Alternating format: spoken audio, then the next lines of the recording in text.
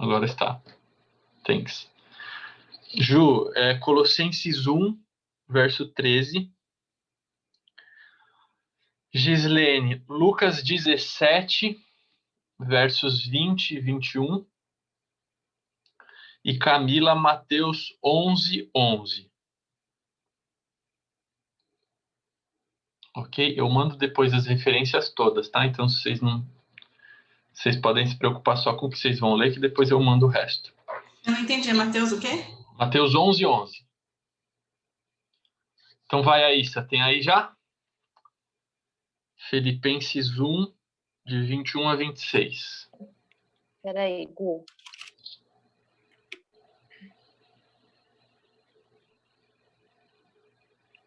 Ó, a Chia apareceu aí.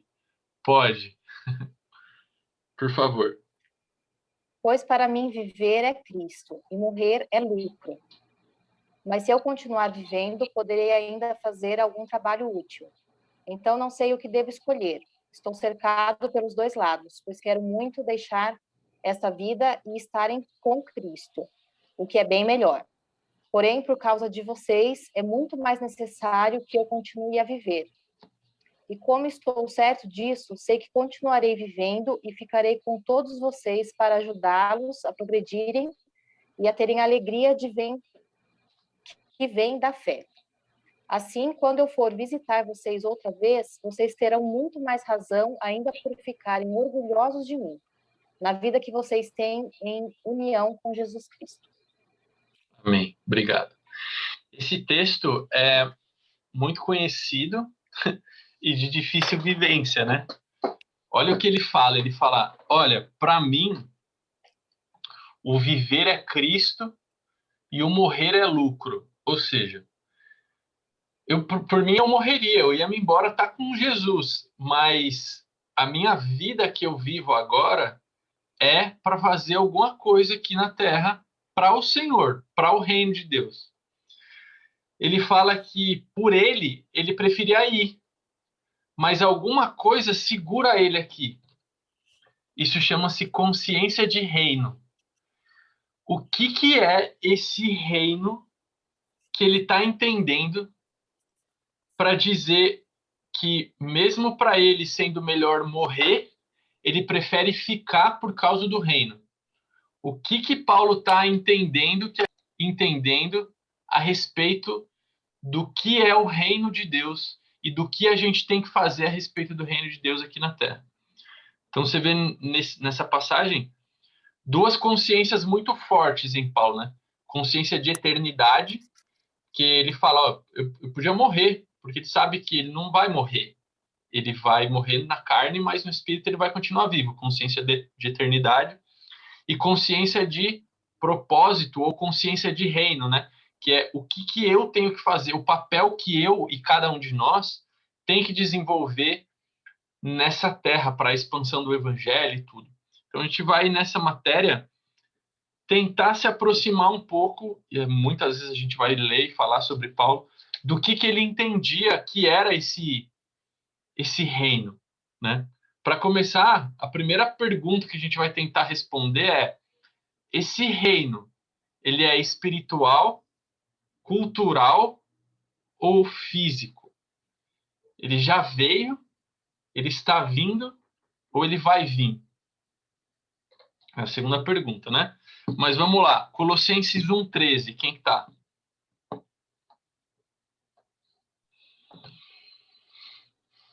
Ele nos libertou do poder das trevas e nos transportou para o reino do seu Filho amado, em quem temos a redenção, a remissão dos pecados.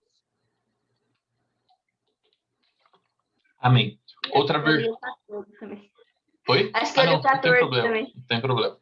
Outra versão vai dizer: ele nos libertou de um império de trevas e nos transportou para o reino do Filho do seu amor. Então aqui a gente vê duas palavras sendo usadas com o mesmo propósito. Uma é reino, outra é império. Quando a gente fala do poder de Satanás, a gente fala do império de trevas.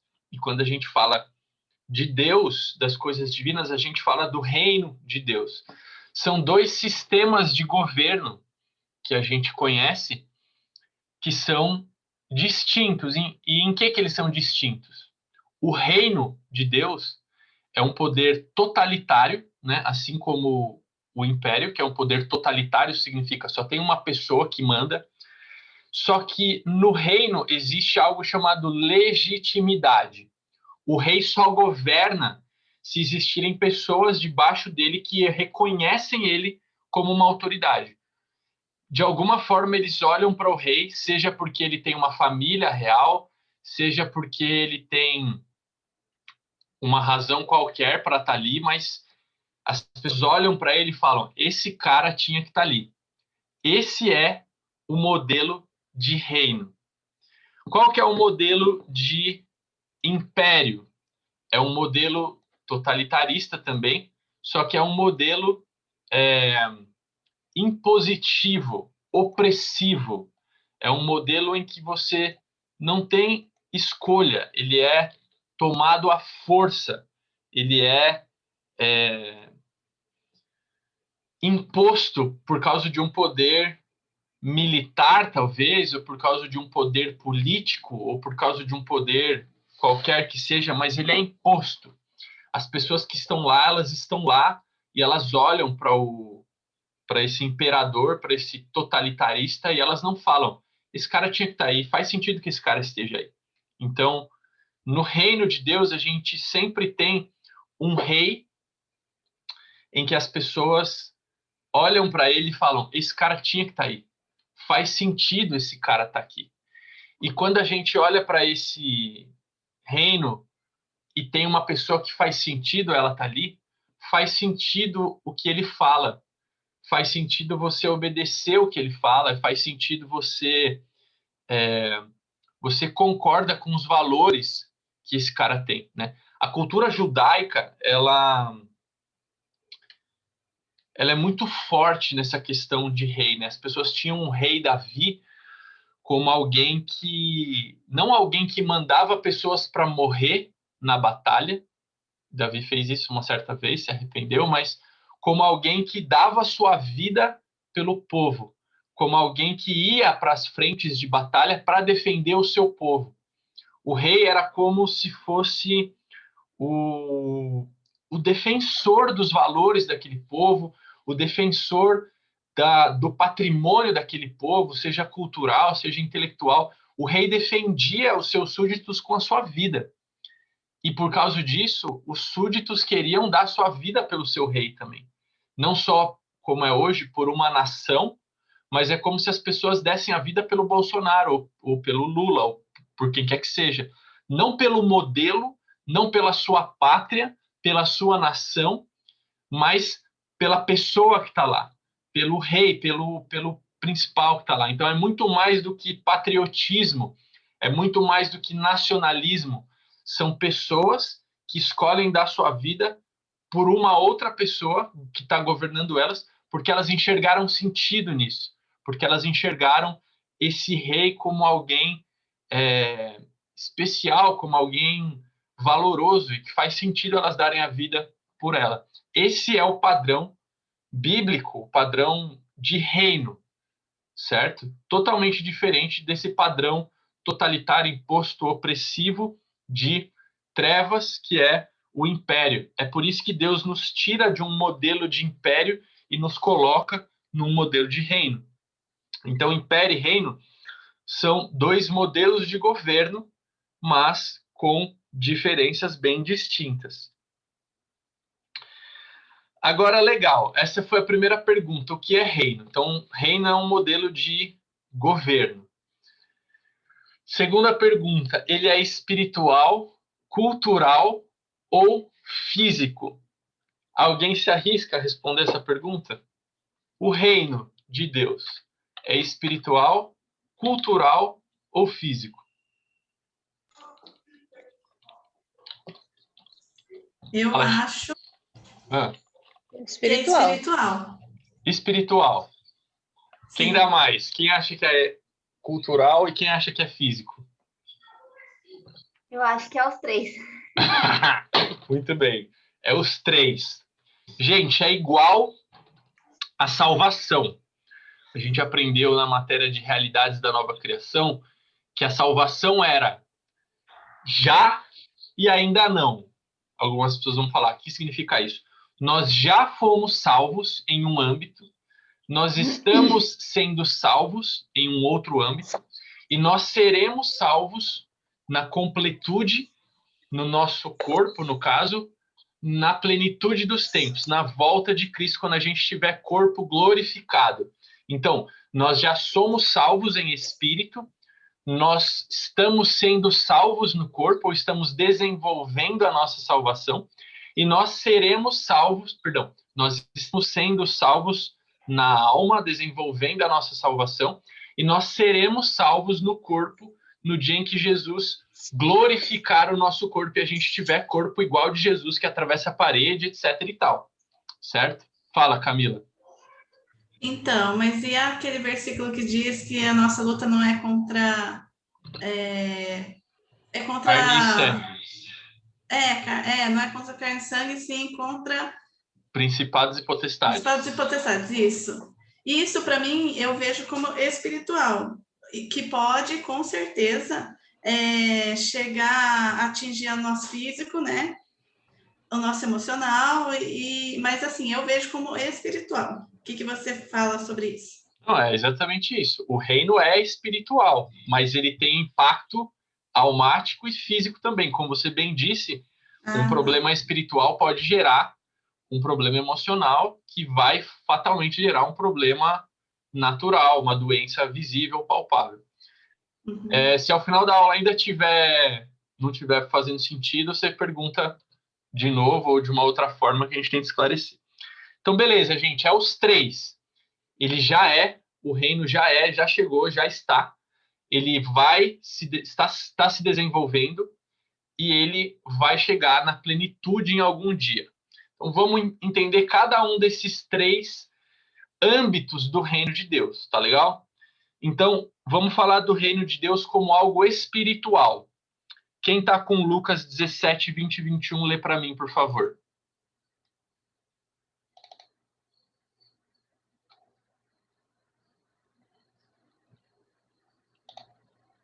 Quem está com Lucas 17? Eu. Vai, Giz, please.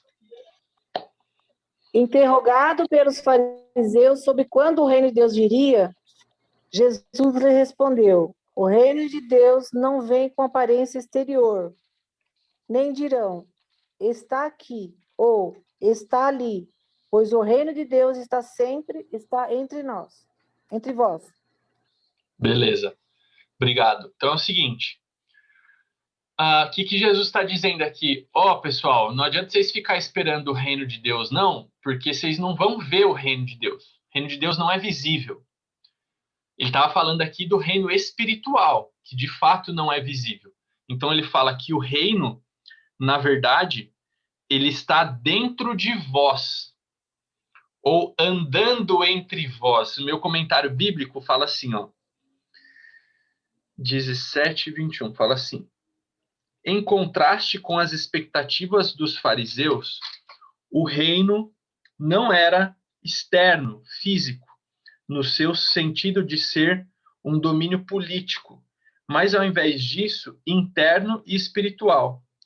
A expressão dentro de vós, porque ele fala o reino de Deus está dentro de vós, também pode ser traduzida por no meio de vós. Se é assim, Jesus estava dizendo que o reino está presentemente corporificado nele. Um fato que, em sua descrença, lhes faltava em reconhecer. Então, ele está falando 2 coisas aqui. Ele fala, o reino de Deus está dentro de vós, nosso espírito está dentro de nós. Se a gente tem o reino no espírito, o espírito está dentro de nós. Mas ainda uma outra interpretação seria que o reino de Deus está entre vós, andando entre vós, ou seja, Jesus era o reino de Deus e estava andando no meio deles. Por que faz sentido essa interpretação também? Porque a gente vai entender que quando a gente recebe a Cristo, o Espírito de Deus passa a morar dentro de nós, a gente recebe o reino, espiritualmente falando. Tem mais 3 versículos que vão corroborar esse entendimento. Então, se quem tem o Espírito dentro tem o reino, Jesus estava dizendo, o Espírito está, o reino está andando entre vós. Quando ele falou isso, o reino de Deus não estava em ninguém mais, a não ser nele mesmo. Porque ele não tinha morrido na cruz e o Espírito de Deus não havia sido liberado para ressuscitar ninguém dentre os mortos, não havia sido liberado para entrar dentro de ninguém. Ninguém era filho de Deus ainda, porque Jesus não tinha morrido. O único que tinha o Espírito dentro era o próprio Jesus. É por isso que ele dizia que o reino estava andando entre eles, sendo o reino apenas Jesus. Certo? Entendido isso? O Espírito ele vinha sobre profetas, reis e sacerdotes na antiga aliança, mas ele não habitava dentro dessas pessoas como ele habita dentro de nós. Ele só habitou naquele momento que Jesus falava dentro dele. Então, o reino era alguma coisa que estava espiritualmente dentro de Jesus. Vamos corroborar esse entendimento com Mateus 11:11.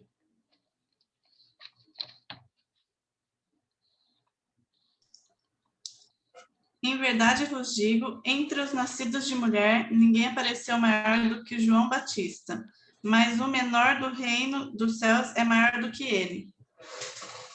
Amém. Então, eu estava dizendo assim, ó. João Batista era... Alguns pensavam que ele era o Cristo, né? Perguntavam para ele, você é o Cristo? Ele falava, não, esse cara aí eu não sou digno de desatar as sandálias dele. Eu não sou esse cara. Mas ele era um profeta, ele era tido como alguém especial dentro da cultura. E a Bíblia diz que dentre os homens vivos ali, talvez João Batista era o maior, mas aquele que tivesse o reino era muito maior do que João Batista. Dentre os nascidos de mulher, João Batista era o maior, mas o menor no reino era maior que João Batista. Ora, se ele falou isso, João Batista, que era alguém que estava pregando o evangelho, abrindo o caminho para Jesus, não tinha o reino. Se ele tivesse o reino, eu não poderia dizer, dentre os nascidos de mulher, o maior é João, mas quem tem o reino é maior ainda que ele. Então, João não tem o reino, né? É uma dedução lógica. Como pode João não ter o reino se ele estava pregando o evangelho? Por causa disso que eu expliquei para vocês, porque o reino dentro, como o Espírito que vem dentro de nós quando a gente aceita Cristo, só passou a acontecer depois que Jesus morreu, né? Quando ele se encontra com os discípulos lá naquela primeira ceia após ressuscitado, que ele atravessa a parede para entrar, porque falam que os discípulos estavam com a porta trancada, com medo, ele entra e come com eles. O texto, eu não lembro se é de Lucas ou de Marcos, diz que ele sopra o Espírito dentro deles. Ali é o primeiro momento em que as pessoas nascem de novo. É o primeiro momento em que o reino está dentro de alguém, a não ser Jesus Cristo. Ali é o começo do novo nascimento. São as primeiras pessoas que nascem de novo. É por isso que, até esse momento, só quem tinha o reino dentro era Jesus. Nem João, que estava trabalhando para o evangelho, tinha o reino dentro. Fez sentido isso? Beleza. Então, vamos ler mais 2 textos aqui sobre o reino espiritual. Camila, abre para mim Apocalipse 1, 5 e 6. Aí, abre para mim Mateus 6, 33. Ju, abre para mim Romanos 12. Não precisa não. Abre para mim 2 Coríntios 5, Ju, 18 a 21.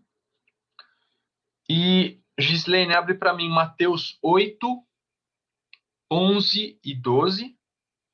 Shirley, tá com a Bíblia aí? Mateus 25, 31 a 34. E agora eu vou ler Lucas 18, de 18 a 27. Presta atenção, ó. Seguinte.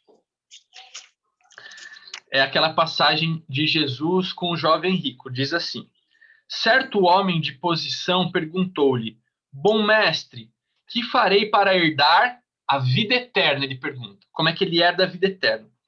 Respondeu-lhe Jesus: por que me chamas bom? Ninguém é bom senão um, que é Deus. Sabes os mandamentos: não adulterarás, não matarás, não furtarás, não dirás falso testemunho, honra teu pai e tua mãe. Replicou ele: tudo isso eu já tenho observado desde a minha juventude. Ouvindo-o, Jesus disse-lhe: uma coisa ainda lhe falta, vende tudo que tens e dá aos pobres. Mas ouvindo estas palavras ficou triste, porque era riquíssimo. E Jesus, vendo-o assim triste, disse: quão dificilmente entrarão no reino de Deus, uma outra palavra-chave, os que têm riquezas. Porque é mais fácil que um camelo passe pelo fundo de uma agulha do que entrar um rico no reino de Deus. E os que lhe ouviram disseram: sendo assim, quem pode ser salvo? Então, olha como ele usa 3 palavras, ou 3 expressões, com o mesmo sentido. Ser salvo, entrar no reino de Deus, ou receber o reino de Deus, e ter a vida eterna.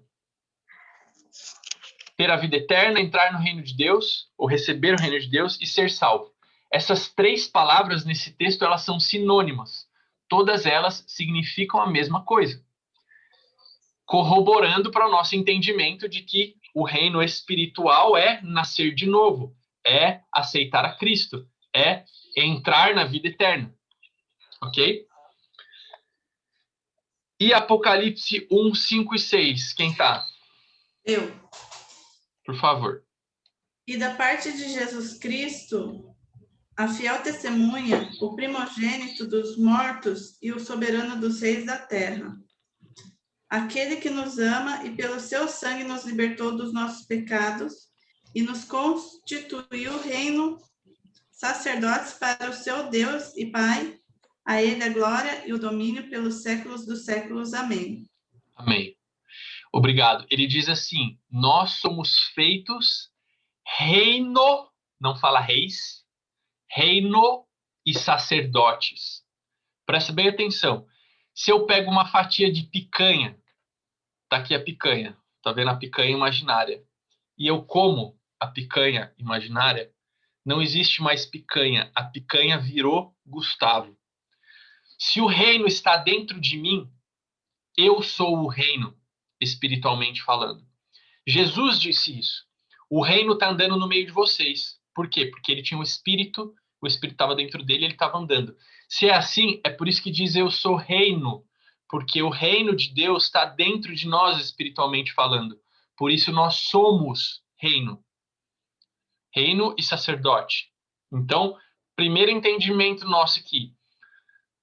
Primeiro âmbito do reino. O reino é espiritual e ele significa nascer de novo. Ele significa entrar no reino espiritualmente falando, significa aceitar a Cristo, nascer de novo. Ter o Espírito Santo de Deus morando dentro de nós. Tudo isso. Isso é o reino de Deus espiritualmente falando. Por isso nós somos reino, porque nós temos o reino espiritualmente dentro de nós. Ok? Fez sentido isso? Posso seguir? Então, esse é o reino espiritual. Beleza, Gustavo, o reino é espiritual, nós já recebemos, está dentro de nós. Ótimo. Então, quem está com Mateus 6,33? Por favor. 33, Gu? Sim. E depois você deixa aberto que você vai ler mais um versículo ainda nesse capítulo. Tá. Portanto, ponham em primeiro lugar na sua vida o reino de Deus e aquilo que Deus quer, e ele lhes dará todas essas coisas. Então, ó, veja bem. Como é que ele fala para eu colocar o reino de Deus em primeiro lugar, se o reino é uma coisa que eu recebi e está dentro de mim? Faz sentido. Dá a entender até que fazer a vontade de Deus é buscar o reino, é colocar o reino em primeiro lugar. Né? Ele fala isso. Buscar a vontade de Deus em primeiro lugar e as demais coisas serão acrescentadas. Se o reino é algo espiritual apenas que está dentro de mim, por que eu tenho que buscar o reino fazendo a vontade de Deus? Como assim? Agora lê o versículo 10 desse mesmo capítulo.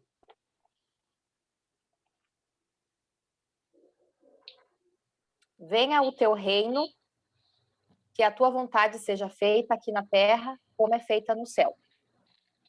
Então, ó, gente, trazer o reino de Deus, pedir ao Senhor que traga o teu reino e fazer a minha parte para isso, que é fazer a vontade de Deus, é, de certa forma, difundir essa cultura. Vocês vão entender já, eu vou ler um trecho de um livro, vocês vão entender muito bem isso.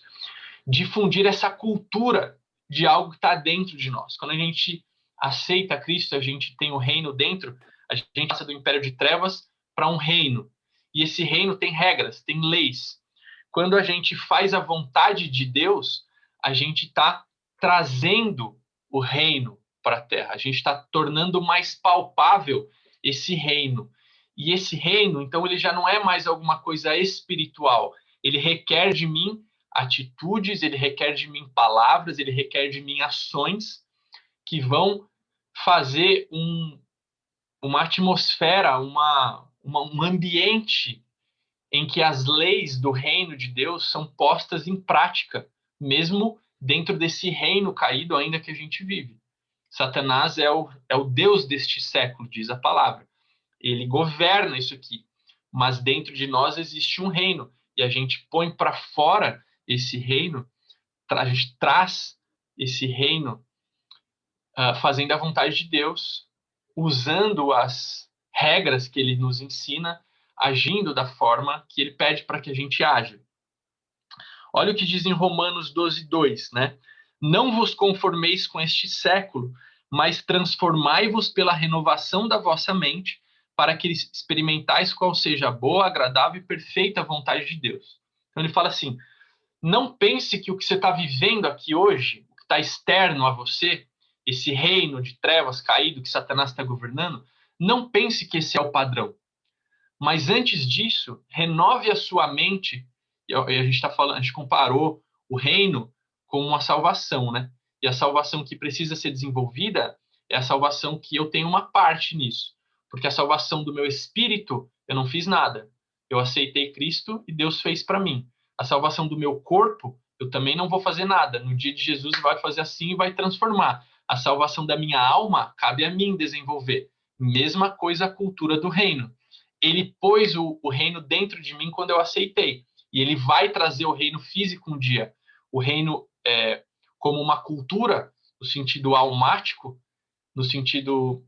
Almático não fica legal. Nesse sentido de cultura mesmo, cabe a mim fazer. Então ele fala, renova a mente, gasta energia, tempo, renovando a sua mente na palavra, para entender o que a palavra está dizendo, e você vai conhecer a vontade de Deus, que era lá no Éden, e que ele quer que seja hoje aqui. E aí esse livro aqui, que eu vou ler os textos, vocês vão entender certinho. Esse livro aqui chama-se A Ideia Genial de Deus, do Miles Moore, que ele vai contar qual que era a ideia de Deus com a criação. Ele fala assim... Conseguiu falar? Alguém quer falar alguma coisa? Não? Vai falar assim, Jesus ensinou os seguidores a orarem, Pai nosso que estás no céu, santificado seja o teu nome, venha o teu reino, seja feita a tua vontade, assim na terra como no céu. Com essas palavras, ele mais uma vez estava chamando o seu pai para retornar, para restaurar o governo e a cultura do reino de Deus na terra, assim como sempre foi no céu. E como fora no começo no Éden. E como era o reino de Deus na terra, lá no Éden? Essencialmente, o Éden era um reflexo direto da dimensão natural do céu na dimensão corpórea, né, da terra. O Éden tinha uma língua em comum com o céu. Qualquer nação ou reino precisa ter uma língua em comum, ou perderá a coesão nacional e social. É por isso que, quando estamos fora do reino, não entendemos o que Deus diz e não sabemos mais o que se espera de nós. uma característica da vida no reino é que podemos falar a língua do reino, e aqueles que estão fora não podem. Tem um texto que a Bíblia diz que Deus escolhe os loucos para confundir os sábios, porque aquilo que a gente fala para eles é loucura, porque eles não entendem o que se passa no reino. Só quando você aceita Cristo, o Espírito passa a morar dentro de você, é que você passa a entender essas loucuras, que para os outros é loucura. Eles não entendem a nossa língua. E não é a nossa língua no sentido crentez que a gente fala, né? O aleluia, irmão, não. Eles não, para eles é loucura aquilo que a gente faz, o jeito que a gente vive, porque eles não entendem a nossa língua. Eles não estão vivendo no reino espiritual que a gente está. O Éden também compartilha as leis e a constituição do céu. Eles sabiam quais eram as expectativas e exigências de Deus. Entendiam como Deus queria que vivessem e o que queria que fizessem. O Éden funciona de acordo com o código moral do céu. Toda nação deve ter um código moral, ou então as pessoas se tornarão a própria lei e farão o que quiserem, gerando caos, desordem e anarquia. O Éden e o céu também compartilhavam valores. Faz parte da cidadania de qualquer país concordar com os valores expressos na nação. No reino dos céus, o valor mais importante é a obediência à vontade de Deus. Todas as nações e reinos têm costumes, que são códigos escritos de conduta, códigos não escritos, perdão, de conduta apropriada, tão enraigados no consciente das pessoas que assumem um peso de lei. E também tem normas, hábitos, etiqueta, cortesia, padrão de comportamento, considerados uma norma para aquela sociedade. Então, todo reino, toda nação tem costumes e normas sociais. Então, se você vai na Alemanha, eles comem, eles falam de um jeito. Se você vai na China, me parece que na China, se você não arrotar no final da refeição, é falta de educação, significa que você não gostou. Aqui, para nós, não é assim. Na Alemanha, se você não rapar o prato, não deixar um grão, se você deixar um grão de arroz na comida, é falta de no prato é falta de respeito. Por quê? Porque vem de vivência que eles tiveram por causa do Holocausto e tudo. A gente tem uma prática, por exemplo, a cultura do brasileiro ir no supermercado uma vez por mês fazer a compra do mês. Os gringos acham isso maluquice. Por quê? Porque a gente teve inflação altíssima e a gente comprava no dia que caiu o salário, porque senão se fosse no outro dia era mais caro. Toda nação, todo país tem costumes, tem hábitos que foram gerados nas nações. Então ele está falando para nós, o céu também tem os seus hábitos e seus costumes. E a vontade de Deus é que isso estivesse no Éden e que esteja aqui hoje também. Resumidamente, sendo um posto avançado do céu na terra, o Jardim Colônia Éden era uma exposição da cultura dos céus. Posto avançado porque ele fala que é um lugar de representação, é como se a terra fosse uma representação do céu, como se fosse uma guarita do céu, um posto de comando do céu, é ali. Seria o Éden em relação aos céus. E esse lance de colônia vocês já vão entender também. A cultura é o auge de todos os elementos: terra, língua, leis, constituição, código morais, valores, costumes, normas sociais. Ela define um povo. Ao criar um posto do céu na terra, Deus queria estabelecer um protótipo do país original, o céu, em outro território. O termo político para esse tipo de expansão governamental é colonização. Então ele fala nesse livro que o Éden era uma colônia dos céus. A gente estudou na escola e a gente foi colonizado por Portugal. Quando uma nação quer expandir o seu território, o que ela faz? Ela vai lá, domina, toma posse e ela manda pessoas que têm a cultura da sede do país-nação para colonizar aquele lugar. Hoje a gente fala português, porque a gente foi colônia de Portugal. O Dom Pedro II lá mandou um monte de gente para ocupar a terra, aqui um monte de gente de Portugal que falava português, para ocupar a terra brasileira. E aí, junto com as outras miscigenações que a gente sabe, dos africanos que vieram, isso foi formando a nossa cultura. Mas, a rigor, a gente é uma representação, ou era no princípio, uma representação da cultura da sede de Portugal. Então, por isso a gente era colônia de Portugal. Do mesmo jeito, esse livro vai argumentar que o Éden era uma colônia do céu. Tudo que acontecia no céu era para ser reproduzido no Éden. E assim hoje, tudo que seja esse texto, né, de a oração do Pai Nosso, seja assim na terra como no céu. Ou seja, a forma de vivência do céu é para ser assim na terra. É como se o céu fosse Portugal e a terra fosse o Brasil. A gente é aqui na terra uma colônia do céu. E eu e você somos os colonizadores. A gente é quem tem a cultura lá da nação principal e a gente precisa difundir essa cultura para o pessoal que está perdido aqui na terra, que não está sabendo o que está acontecendo. A gente é o responsável por divulgar essa língua, esses costumes, essa cultura, esse modo de pensar, esse modo de falar, esse modo de agir. Faz sentido? Então, nós temos que pedir a cultura do reino, Dudu. Isso, existe uma cultura no reino já. No reino espiritual, no céu. Existe uma cultura estabelecida.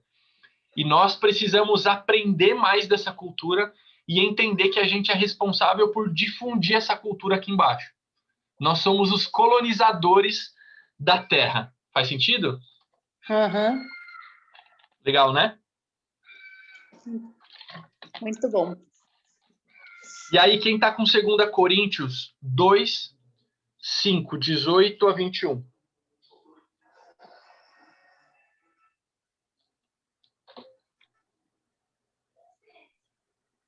Acho que sou eu.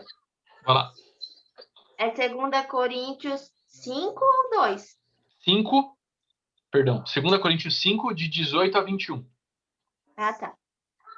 Ora, tudo isso provém de Deus, que nos reconciliou consigo mesmo por meio de Cristo, e nos deu o ministério da reconciliação, a saber, que Deus estava em Cristo, reconciliando consigo o mundo, não levando em conta os pecados dos seres humanos, e nos confiando a palavra da reconciliação.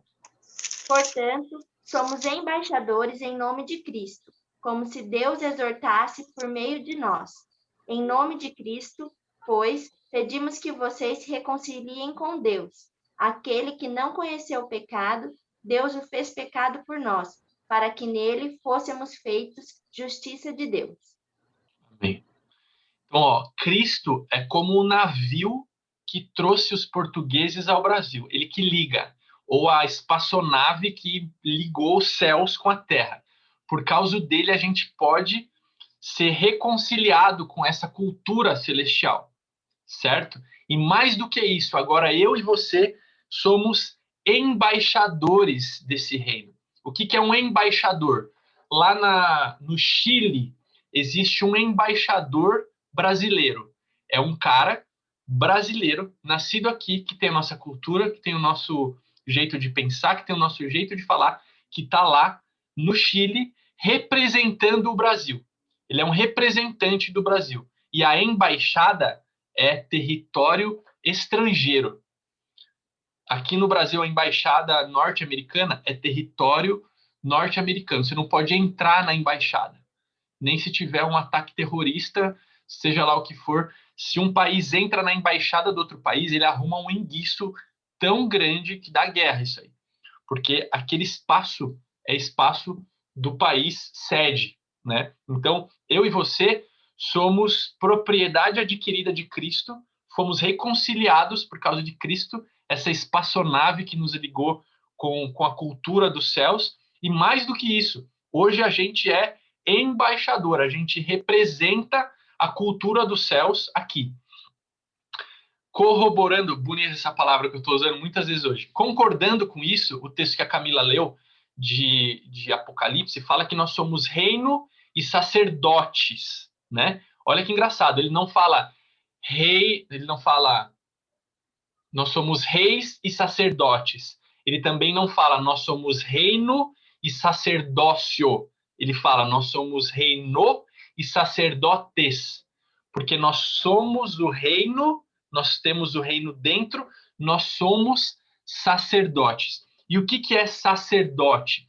Sacerdote era aquele cara que entrava no Santo dos Santos, lá na Velha Aliança, no local onde ninguém mais podia entrar, porque senão morria, tamanha era a glória de Deus, e ele fazia um procedimento lá, ele se limpava, ele se purificava para poder entrar no lugar tão santo, que era o lugar onde estava a glória de Deus. Só que ele entrava lá para remissão dos pecados, para fazer o procedimento pelas pessoas que estavam fora, pelos pecados das pessoas que estavam fora. Então, perante Deus, ele era o representante daquelas pessoas que estavam fora do templo, da tenda ali.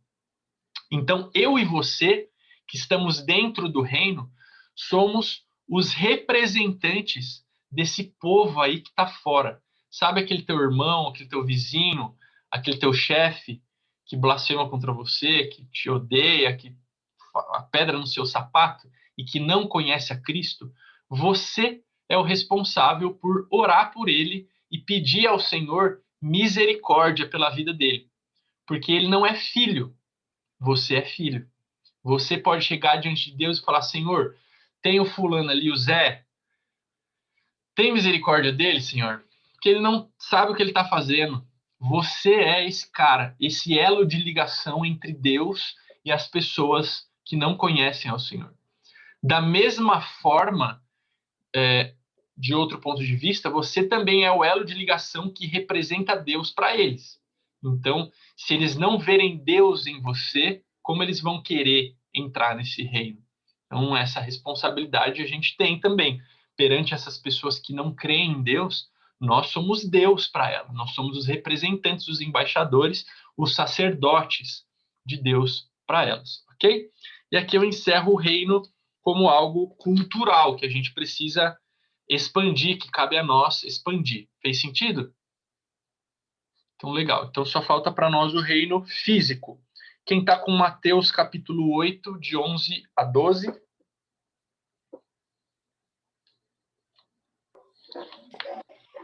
Também vos digo que muitos virão do Oriente e do Ocidente e se sentarão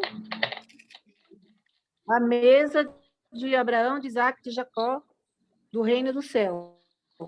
Mas os cidadãos do reino serão lançados nas trevas exteriores, ali haverá choro e ranger de dentes. Não é o cidadão do reino, não, que vai ser lançado no fogo. Lê direito esse final aí.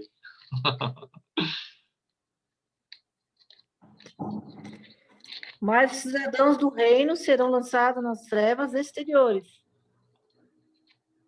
Oh, meu Deus, espera aí, Tá tá escrito errado aqui. isso aí. Os cidadãos do reino, não. Mas,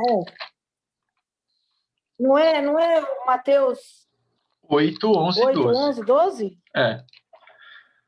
8. Aos passos Também que vos os filhos digo do que reino muitos serão virão. lançados para fora. Justo. Então ele fala assim, ó.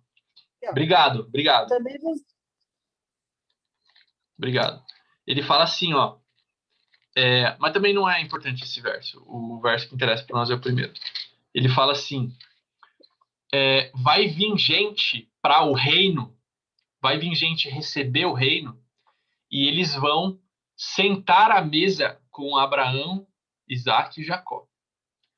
Ora, pois, eu e você temos o reino, certo?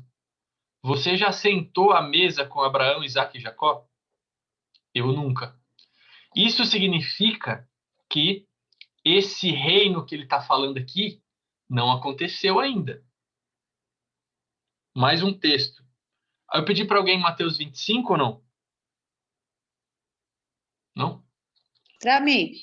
Então vai, 25, 31 a 34, é isso? Isso. Tá. Quando, pois, o Filho do Homem vier na sua glória e todos os anjos com ele, então se sentarão no seu trono glorioso. E todas as nações serão reunidas diante dele. E ele separará um dos outros, à semelhança do pastor que separa as ovelhas dos cabritos. E porá as ovelhas à sua direita, mas os cabritos à esquerda. Então o rei dirá aos que estiverem à sua direita: Vinde, benditos de meu Pai, possuí por herança o reino que vos está preparado desde a fundação do mundo. Obrigado. Então ele fala, possuam o reino, entrem. Ele vai separar os bodes das ovelhas e vai dizer, entrem no reino, queridos de meu Pai. Esse reino que ele entrem é um reino físico. A gente vai entrar nele. Quando que isso vai acontecer, Gustavo? No milênio. Então a gente tem alguns eventos escatológicos aqui. A gente tem o Tratado de Paz.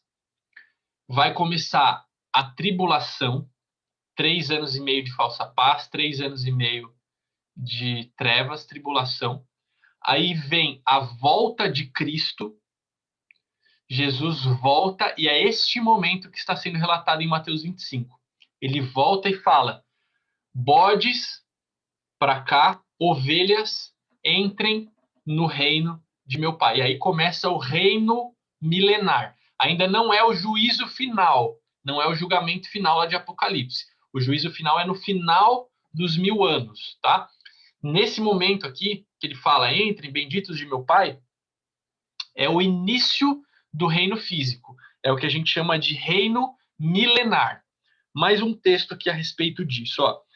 Estou terminando já. 2 Pedro, no capítulo 2, verso 1, 10 e 11, diz assim. Por isso, irmãos, procurai com diligência cada vez maior confirmar a vossa vocação e eleição, porquanto procedendo assim, não tropeçareis em tempo algum, pois desta maneira é que vos será amplamente suprida a entrada no reino eterno do nosso Senhor e Salvador Jesus Cristo. Então, de novo, ele fala a entrada no reino, tá? Não sei se vocês lembram, mas existem 2 julgamentos diferentes. O juízo final é o julgamento do ímpio para sofrimento. O nosso julgamento, que é o julgamento que chama-se Tribunal de Cristo, ele acontece para ganho de galardão. Ninguém vai ser condenado nesse julgamento. São 2 julgamentos bem distintos, tá?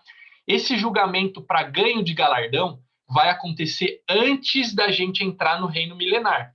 Nessa volta de Cristo, se você pegar os estudos escatológicos e os dias, entre o final da grande tribulação e o início do reino milenar, tem 75 dias. 30 dias para a purificação do templo e 45 dias para o julgamento das nações. Quando a gente entrar no reino milenar, nesses 1000 anos, que a gente vai reinar com Cristo, a gente já vai estar de posse do nosso galardão, tá? O que é o nosso galardão? É o quanto do nosso propósito de vida a gente viveu nesta terra alinhado com a intenção do nosso coração. Existem 3 textos que falam sobre galardão. 2 deles vão falar sobre uso de dom e o terceiro deles, uso de dom não, minto. Um texto vai falar sobre uso de dom, outro texto vai falar sobre construir sobre o fundamento, ou seja, aquilo que você faz para Cristo, e outro texto vai falar sobre a intenção do coração.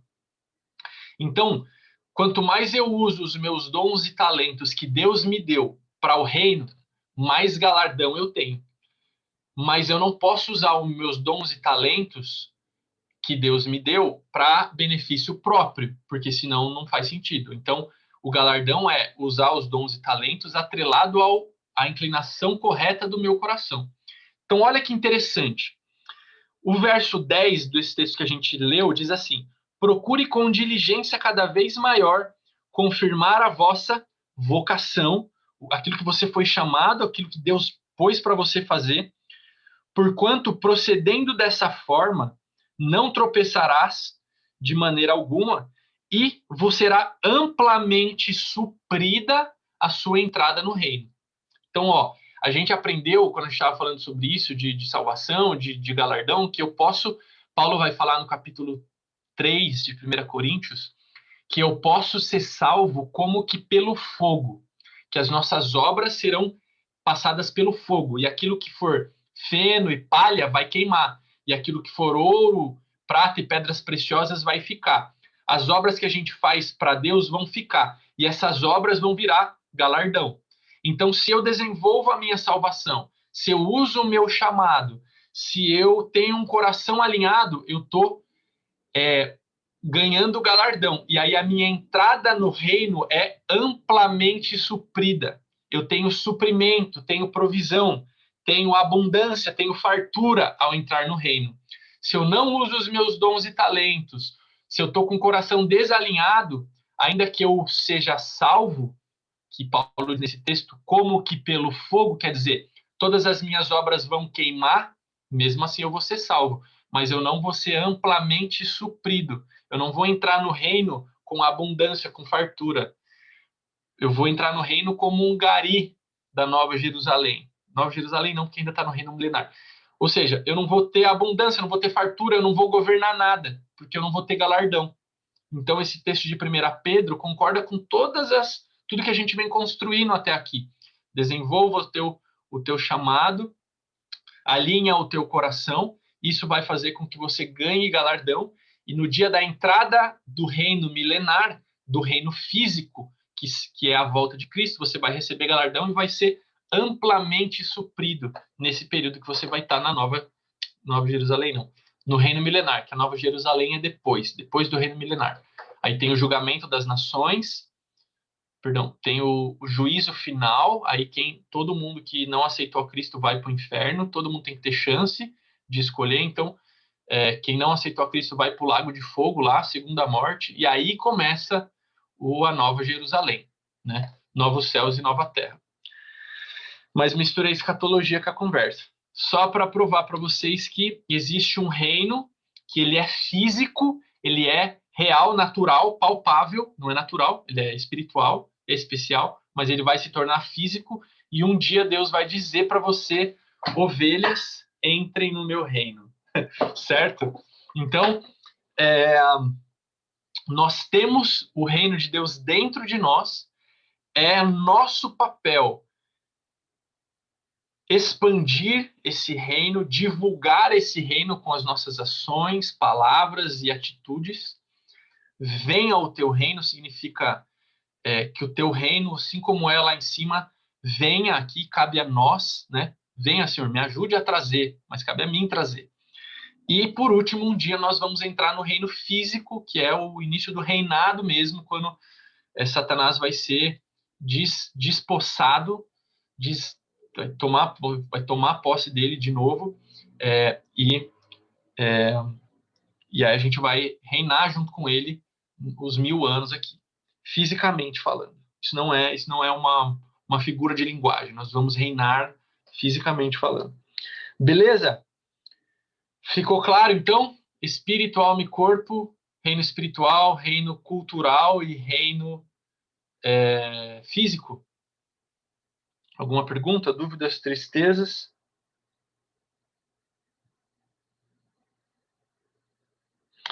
Beleza. Então, na semana que vem, a gente vai começar a ver como é que funciona a hierarquia do reino, né? Porque o reino tem um só comandante, que é o rei, mas, até por conta desse lance dos galardões e tudo, existe uma hierarquia dentro do reino. É tanto que no texto de Mateus 11:11 que a Camila leu, é dito que existe o menor no reino. Se tem o menor no reino, existe o maior no reino. Então, existem níveis, né? Nessa hierarquia dentro do reino. Olha o que diz, só para a gente acabar, último texto, Lucas capítulo 9, de 46 a 48. Lucas 9, 46 a 48. Levantou-se entre eles uma discussão sobre qual era o maior. Mas Jesus, sabendo o que lhes passava no coração, tomou uma criança e colocou junto a si e lhes disse: quem receber essa criança em meu nome, a mim recebe. E quem receber a mim, recebe aquele que me enviou. Porque aquele que entre vós for o menor de todos, esse é grande. Dando, mais uma vez, junto com Mateus 11:11, uma noção de que existe menor e maior no reino. E aí, na semana que vem, a gente vai entender como eu faço para ser grande no reino. Como eu faço para ter o meu nome sendo falado pelas hostes celestiais e, quiçá, do reino das trevas também. Como faz para a gente ser grande no reino de Deus. Amém? Então, respondemos as perguntas. O que é o reino? O que é ele é espiritual, cultural ou físico? E o que é ser embaixador do reino? Estou um pouquinho destreinado, passei um pouquinho do horário, mas amém, né?